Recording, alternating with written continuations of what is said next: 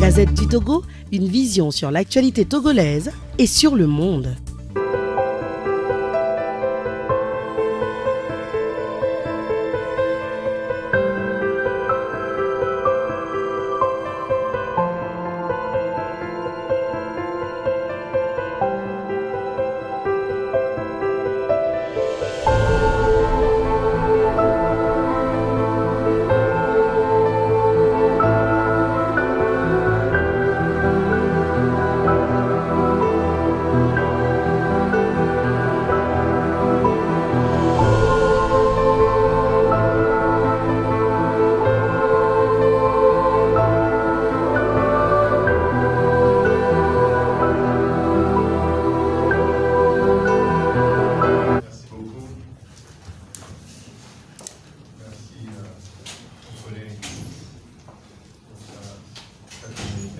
Qui a véritablement posé les jalons relativement aux différents enjeux, les véritables enjeux de l'utilisation des réseaux sociaux notamment et de la gestion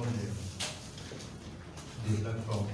En ce qui me concerne, et il est possible que je n'aille pas au bout de la communication en fonction de l'agenda, mais j'ai un répondant qui peut continuer valablement mon propos.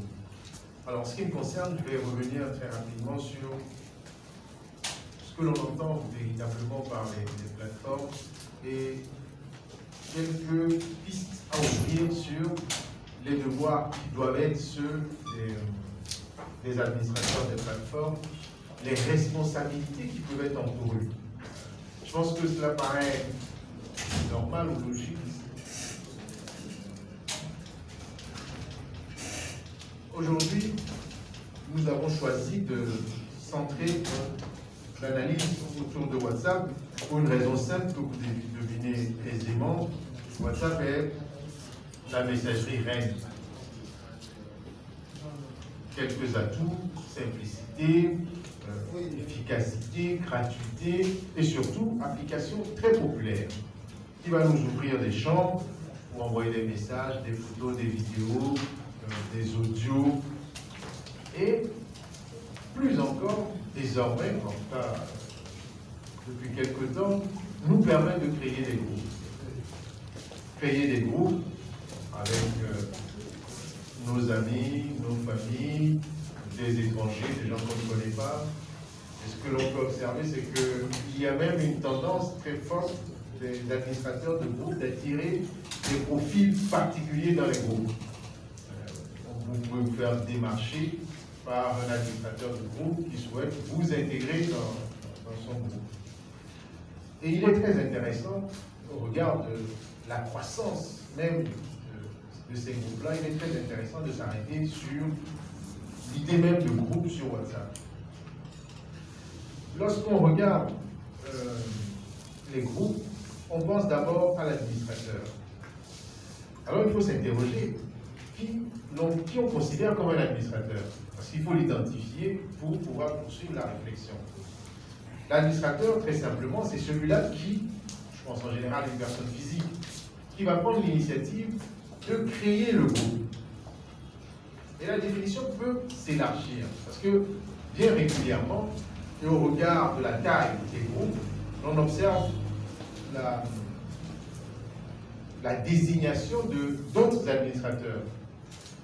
Donc on peut retrouver, en plus de l'administrateur originaire, un autre administrateur qui aurait été désigné par le premier. Lui aussi a désormais la qualité ou la qualification d'administrateur. Puis de toutes les façons, à côté de son numéro, dans les paramètres du groupe, on a ADM, donc administrateur. Il a la qualité d'administrateur. Et s'il a la qualité d'administrateur, il a, pour le moment je ne vais pas parler de responsabilité, il doit participer à la gestion du groupe. Il doit participer à la gestion du groupe. Et s'il participe à la gestion du groupe, en termes techniques, on dira qu'il participe à la modération du groupe. Et c'est très intéressant. Le ministre parlait tout à l'heure de sémantique. Il me semble que c'est fondamental de prendre le temps de peser ou d'aller au-delà de l'acception première que l'on peut avoir d'un mot. Lorsqu'on parle de modération et que vous regardez dans le dictionnaire, la modération, en tout cas pour les définitions qui va nous intéresser, c'est l'action de freiner. C'est l'action de ralentir un mouvement ou l'action de tempérer quelque chose. Et si on parle de modération dans un groupe, on voit tout de suite, ou on perçoit tout de suite les risques liés à la gestion d'un groupe. Si on a un besoin de modération, c'est qu'il y a des risques d'excès. Donc, rien qu'en retenant ces définitions, autant de l'administrateur que de son rôle dans la gestion du groupe, on voit tout de suite qu'on est sur une activité qui peut générer des risques et qui implique que l'on soit extrêmement vigilant quant à la mise en mouvement possible de sa responsabilité. Les administrateurs ne sont pas propriétaires des groupes WhatsApp. Ils ne sont pas propriétaires parce que de toutes les façons, le WhatsApp appartient à Meta. WhatsApp n'appartient pas aux administrateurs. Donc si WhatsApp appartient à Meta, on sait que le réseau social en lui-même, je le disais tout à l'heure, a ses propres règles d'utilisation, ses propres règles de modération à un niveau donné, qui s'appuient sur des outils particuliers. Et je vous disais que l'une des faiblesses majeures de ces outils, à savoir l'intelligence artificielle, les rapports d'utilisateurs, l'une des faiblesses, c'est que ces outils sont développés sous des cieux avec des éléments qui ne prennent pas toujours en considération notre environnement. Donc, ces outils peuvent être parfaitement pertinents pour leur environnement, ils ne le sont pas encore assez pour notre environnement. D'où la nécessité, là aussi, d'être encore plus vigilant. Donc, l'administrateur, il peut créer le groupe, ça on le sait, il peut ajouter et supprimer des membres, bon, il ne va pas les tuer, on est d'accord. Donc, de façon discrétionnaire, parce que c'est sa volonté, ce qui, de façon incidente, accroît sa responsabilité. Il peut, aujourd'hui, c'est possible de créer un lien de groupe et de l'envoyer. Le lien de groupe, on peut le révoquer aussi. Donc, il a droit de vie et de mort, entre guillemets, sur les personnes susceptibles de rentrer dans son groupe. Il peut, c'est une fonctionnalité récente, restreindre les informations du groupe. Avant, tout le monde pouvait changer les icônes, changer. Aujourd'hui, on peut restreindre, l'administrateur à cette possibilité. Donc, on le voit très bien, à un moment donné, dans la politique même d'utilisation des réseaux sociaux, l'on a donné de plus en plus de prérogatives. Je ne veux pas parler de pouvoir parce que cela peut être mal interprété. L'on a donné beaucoup de prérogatives aux administrateurs de groupes, notamment. Je crois que c'est en 2021 que l'administrateur a acquis, là aussi, la prérogative de supprimer des messages d'un membre du groupe. Malheureusement, lorsque vous envoyez des photos ou des audios, dès que ces photos ou audios sont téléchargés, on ne peut plus les supprimer puisque ces documents vont rentrer dans la galerie de l'utilisateur. Et à l'analyse, conceptuellement, on peut dire que l'administrateur a le pouvoir de filtrage et le membre a le droit, on va dire droit, il a le droit de filtrage, il peut filtrer, et le membre a un droit de rectification. Parce qu'il peut retirer ce qu'il a dit, il peut poser des éléments comme cela. Même si on sait que sur certaines versions de WhatsApp, notamment WhatsApp GD, on ne peut pas supprimer de l'autre côté. L'application WhatsApp met en lumière une ambivalence, et il faut en être rapidement conscient. L'ambivalence, c'est que WhatsApp, c'est une messagerie privée. WhatsApp, c'est une messagerie privée qui plus est cryptée de bout en bout. Elle est privée parce que lorsque vous échangez, même lorsque vous êtes dans un groupe, vous échangez entre vous. Si cela ne sort pas du groupe, vous êtes toujours dans le domaine privé. Mais attention, alors, on peut aller plus loin dans la conception du privé, parce que les messages sont privés, l'on a la garantie du secret des correspondances ou de la communication. On a une protection de ce point de vue.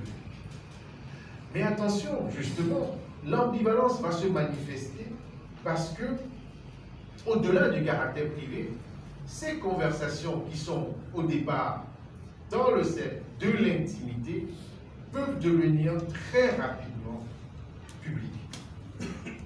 Un facteur joue en faveur de cette transformation, c'est le nombre de personnes que l'on a dans le groupe. On est limité désormais à 256, c'est bien cela? 512. Ah,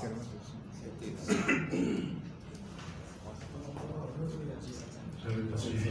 Donc, Non, 512. on a doublé tout simplement en fait. 512. 512 comme les clés USB. Bon. Donc, à partir du moment où le nombre de participants s'accroît, la sphère privée va s'ouvrir vers la sphère publique. Et selon que vous êtes dans la sphère privée ou dans la sphère publique, les règles qui s'appliquent sont pas diamétralement opposées, mais elles sont différentes.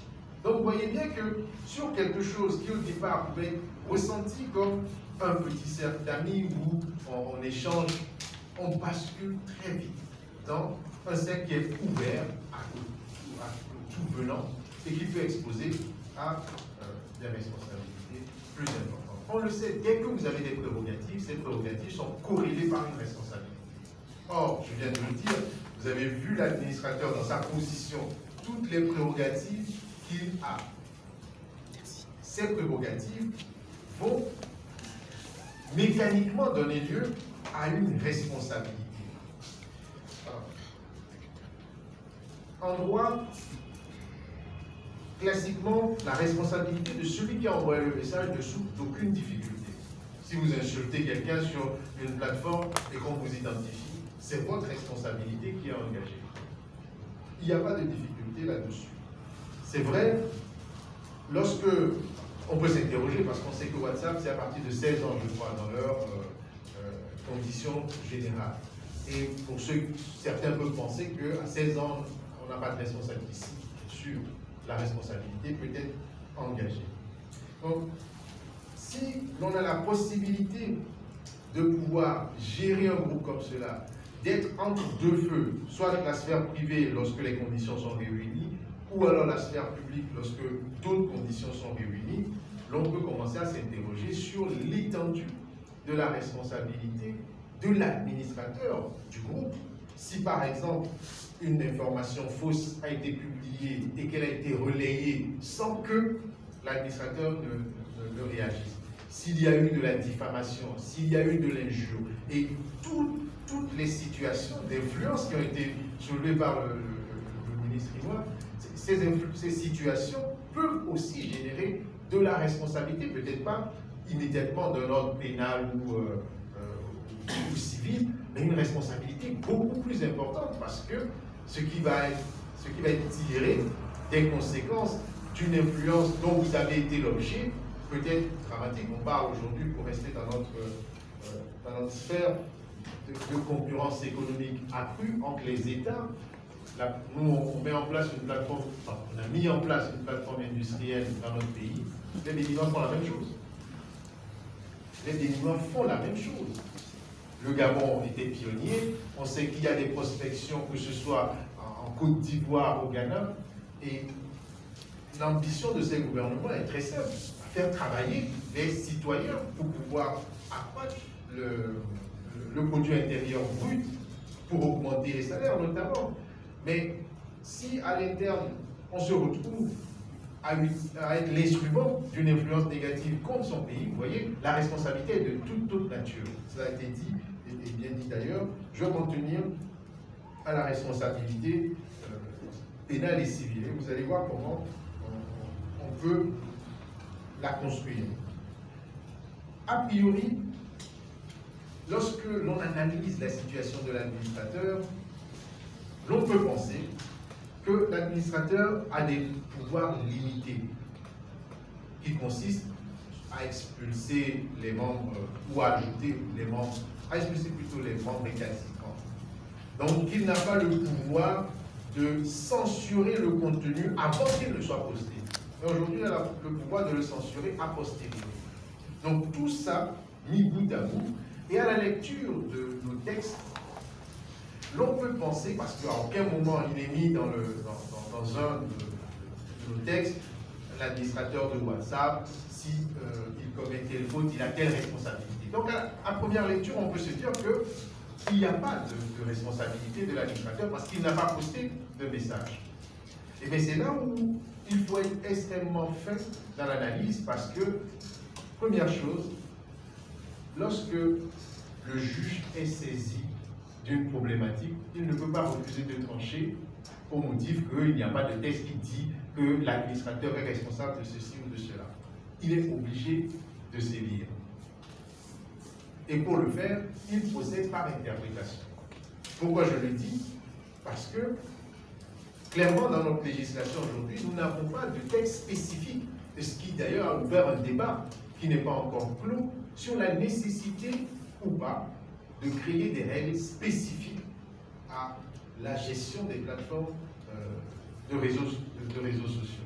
Mais ça, c'est un autre débat. Aujourd'hui, quelle est notre situation? Clairement, dans l'interprétation de nos règles existantes, on peut engager la responsabilité de l'administrateur de plateforme. On peut engager sa responsabilité. Mais on n'est que sur l'interprétation. Mais en amont, peut-être qu'il nous faut, et ça c'est véritablement le sens de notre rencontre, peut-être qu'il nous faut conceptualiser ou nous mettre d'accord sur un certain nombre de devoirs qu'un administrateur peut avoir afin d'éviter d'en arriver jusqu'à la mise en mouvement des sanctions. Et c'est cela même la clé de ce que nous appelons le droit mou, mais qui nous permet de tisser des liens sociaux forts, de faire en sorte que le vivre ensemble soit la règle avant que le contentieux ne puisse être mis en mouvement. Donc, pour moi, aujourd'hui, il faut certainement identifier un contenu au devoir de modération. Un administrateur de plateforme a le devoir, et quand je parle de devoir, je vois derrière l'obligation de modérer le contenu. Et si l'on dit qu'il a le devoir de modérer le contenu, cela lui impose dès le départ de connaître ses limites. Si vous ne pouvez pas gérer 350, 512 personnes, vous n'avez aucune obligation d'avoir une plateforme qui regroupe 512 personnes. Parce que 512 personnes, moi, personnellement, lorsque je prends mon téléphone et que je l'ouvre, et que j'ai plus de 40 messages non lus, cela me perturbe. Ça me perturbe. Donc, je ne rentre pas dans beaucoup de groupes. Parce que je ne gère pas les groupes, hein, rien que la lecture, ça me perturbe. Je fais en sorte de ne pas en avoir trop pour pouvoir être libre dans mon esprit. Donc, pour moi, il y a un devoir de contenu, de modération du contenu. Qu'est-ce qui peut fonder ce devoir? De toutes les façons, c'est vous qui créez le groupe. C'est vous qui choisissez ou identifiez. Alors, sur l'identification, cela a été dit tout à l'heure, beaucoup font rentrer dans les groupes des personnes qu'ils ne connaissent pas. C'est compliqué parce que vous ne pouvez pas faire rentrer dans votre groupe que vous souhaitez rester un centre d'intimité des personnes que vous ne connaissez pas. Ces personnes vont non seulement créer le trouble ou semer la discorde dans votre groupe sans que vous n'ayez aucun moyen, aucun levier sur eux. Si vous connaissez la personne, vous l'appelez et vous pouvez échanger, mais vous ne connaissez pas la personne. Donc, en tout cas, identification des personnes que l'on fait rentrer dans le groupe. Pour moi, c'est un devoir, c'est un élément déterminant. Définir à la base le champ de discussion. Si vous avez décidé que votre groupe est un groupe familial, bon, il est pertinent que ce groupe reste un groupe familial. si on n'est qu'à ce stade-là, vous avez sans doute vu que beaucoup sont sortis des groupes familiaux parce que les débats sont rapidement partis dans tous les sens.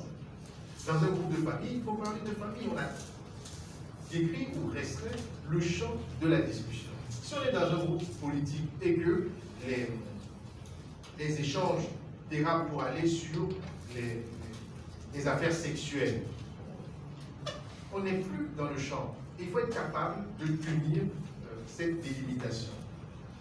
Cadrer le débat. D'où la vigilance à tous les moments. Or, tous ici, vous avez un emploi. Ce qui veut dire que si de 10h à midi, le débat s'est ouvert et que vous êtes en train de travailler, pendant ce temps, il y a 300 messages qui sont passés et qui sont sortis du cadre, vous êtes là aussi exposé. D'où la nécessité de savoir avec qui on discute, de quoi on parle dans de plus en plus et de façon générale. Cela est à saluer. La plupart des groupes définissent une charte. Et je pense que c'est d'ailleurs la première des choses à faire lorsqu'on crée le groupe. Puisque une fois que la charte est établie et que les uns les autres, personne ne lit. Personne ne lit la charte. Mais vous qui avez créé le groupe, vous avez la responsabilité d'avoir lu la charte. Ce qui vous permet, lorsqu'il y a des dérapages, de pouvoir citer une disposition de la charte et faire les rappels à l'ordre, éjecter les déviants pour maintenir la sérénité dans votre groupe. Dans la pratique, la modération va consister si vous êtes présent au moment du débat, à susciter le débat, à l'alimenter de façon très constructive. Rappeler à l'ordre, éventuellement, s'il y a des difficultés, faire des remontrances, tempérer les débats houleux. Donc, il y a une nécessité d'être présent pour pouvoir gérer. Si l'un des participants au débat déborde, avoir la possibilité de ramener, s'il faut présenter des excuses, ne pas hésiter, mais l'objectif, c'est de maintenir la sérénité dans le débat.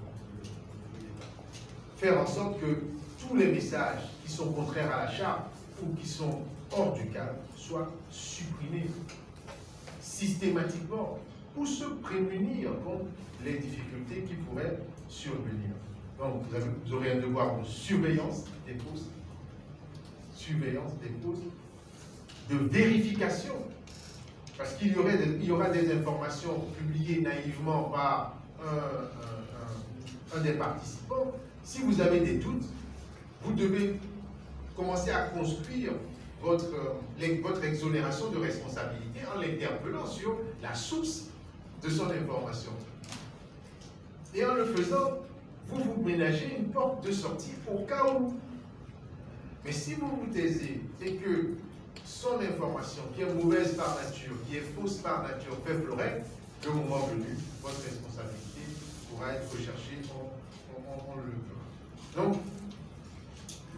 c'est la pratique, pour moi, ce ne sont pas des règles écrites, mais c'est véritablement des éléments de devoir qu'il nous faut intégrer si nous voulons avoir une gestion prudente, une gestion sereine des plateformes de groupes de réseaux sociaux. Cela est très important, parce que vous ne trouverez pas des règles écrites là-dessus nulle part. Mais les conséquences, et c'est en cela que nous allons échanger autour des responsabilités, les conséquences peuvent être très importantes. Lorsqu'on parle de responsabilité, il faut distinguer deux acteurs. D'abord, on a les réseaux sociaux eux-mêmes. Il faut les distinguer. Et à côté, on va avoir les administrateurs de ces réseaux sociaux qui sont des utilisateurs aussi de ces réseaux sociaux. Donc on doit s'interroger sur deux types de responsabilités. D'abord, la responsabilité des réseaux sociaux eux-mêmes. Et sur cette responsabilité, la loi est très claire. Il faut distinguer les acteurs d'Internet, on va avoir les hébergeurs, on va avoir les fournisseurs d'accès, on va avoir les commerçants en ligne, et puis on va avoir les usagers eux-mêmes. Donc on s'est interrogé sur les réseaux sociaux, dans la classification, quoi retenir pour les réseaux sociaux? Dans les débats doctrinaux, dans une jurisprudence étrangère, il a été retenu que les réseaux sociaux ont la qualité d'hébergeurs.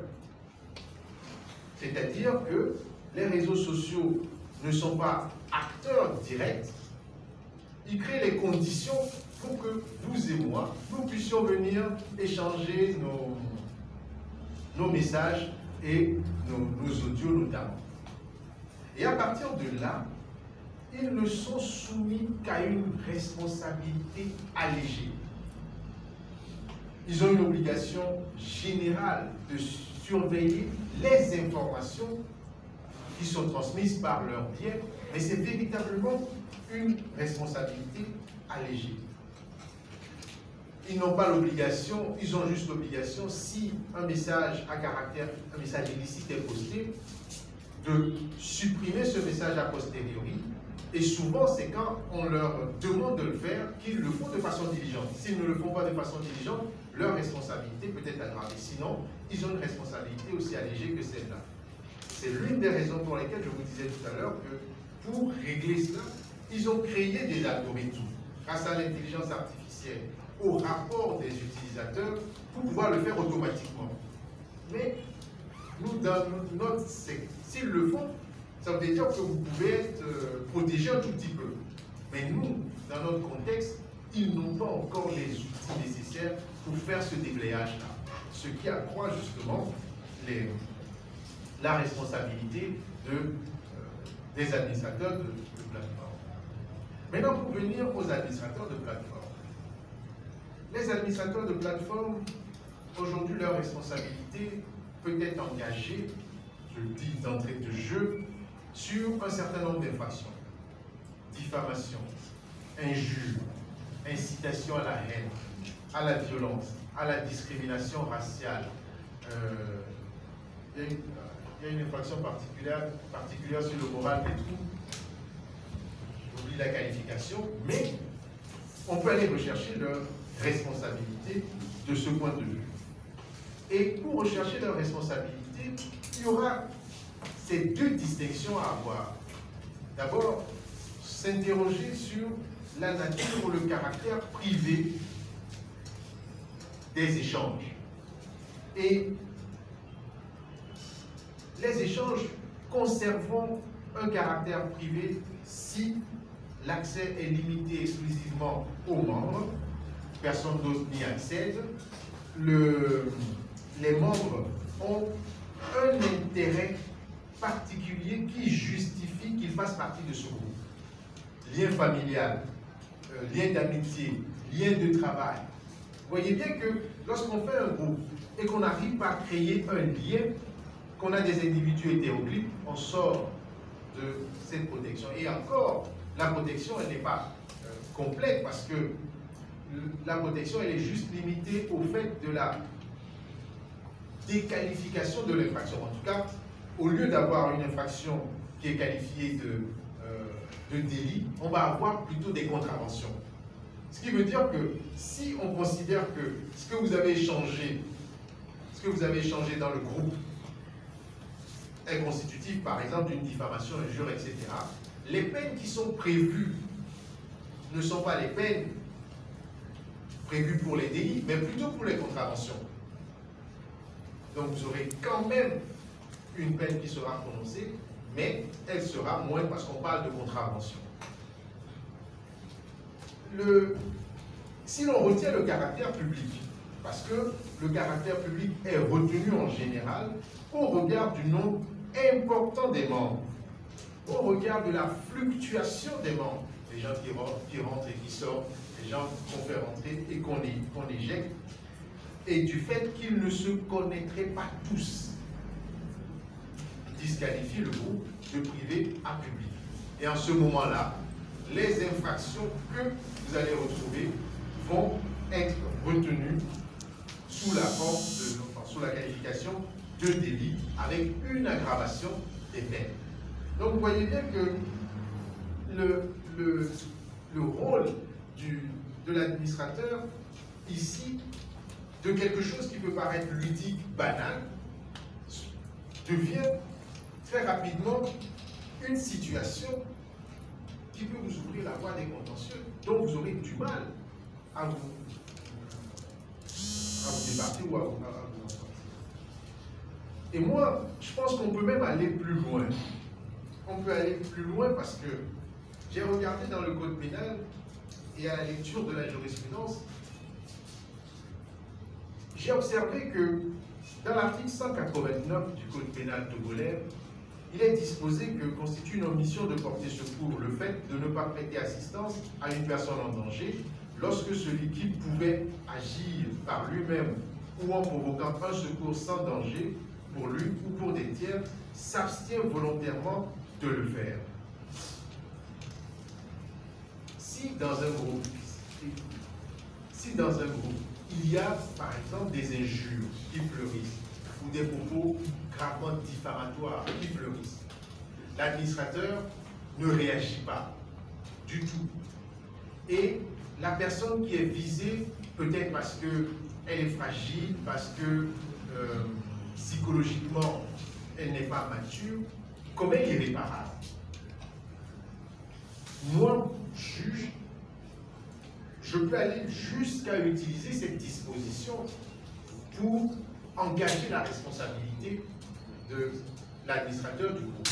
À supposer que l'administrateur avait connaissance d'abord de l'information et connaissait la personne qui était visée. On peut aller jusqu'à ce niveau. On peut même aller chercher, on est en matière pénale, l'interprétation doit rester stricte, mais sur la complicité passive. Cela a déjà été utilisé dans d'autres situations. On peut aller rechercher la responsabilité sur la complicité passive. Donc vous voyez bien que, quel que soit l'angle sur lequel on le prend, le postulat premier qui pouvait nous faire penser qu'il n'y aurait pas de responsabilité est balayé d'un revers de la main. Et encore, on n'a pas insisté sur l'absence de texte. On est sur l'utilisation des textes existants. Ça, c'est en matière pénale. Et en général, lorsqu'il y a le pénal quelque part, le civil n'est pas très loin. Sur le civil, depuis la conception objective de la faute en droit de la responsabilité, consacre l'indifférence de l'intention ou de l'âge du fautif. Donc on peut considérer que, en manquant aux diligences dont j'ai parlé un peu plus haut en termes de devoir, et que cette omission entraîne des préjudices pour une tierce personne, l'administrateur qui aurait manqué à cette diligence aurait commis une faute par omission. Et s'il commet une faute par omission, là aussi, les outils sont présents pour pouvoir engager sa responsabilité. Au total, vous le voyez très bien, les réseaux sociaux, moi je le répéterai toujours, sont un outil formidable. Il faut qu'on se mette d'accord là-dessus. Aujourd'hui, grâce aux réseaux sociaux, nos mamans peuvent communiquer avec nous sans difficulté, même si elles sont à l'autre bout de la terre. Elles peuvent même faire leur activité commerciale grâce aux réseaux sociaux. Nous pouvons faire des recherches ou demander la communication de documents. Pour vous autres qui êtes journalistes, vous pouvez envoyer vos informations dans des conditions un peu plus confortables qu'il y a un moment. C'est un outil formidable, d'abord au service de la démocratie, au service de l'économie et au service du bien-être social. Mais pour rester cet outil formidable, il faut absolument que l'utilisation que nous faisons de cet outil demeure une utilisation vertueuse. C'est à ce seul prix que nous pouvons lui conserver ses caractéristiques initiales. Merci beaucoup pour la qualité de votre écoute. La Gazette du Togo, une vision sur l'actualité togolaise et sur le monde. Rejoignez-nous sur le www.lagazettedutogo.com ou sur nos comptes Facebook, Twitter et YouTube. Pour tout contact, Écrivez à contact@lagazettedutogo.com ou appelez le 92 80 88 53. La Gazette du Togo, c'est l'information en continu.